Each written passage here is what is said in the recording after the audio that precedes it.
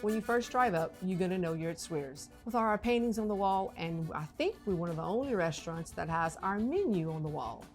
Well, we've been here for 47 years, and Mom and Dad started it. It was her dream to always own a grocery store.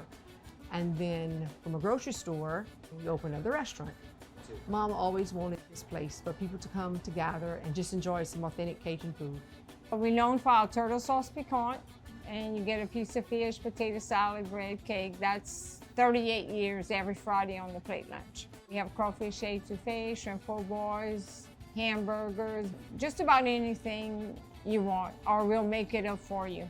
We serve authentic Cajun food. It's all family recipes. We just were raised on all this food. Suire's is a must. You know, it's like coming into Suire's, you're a whole different person. No place like Suire's.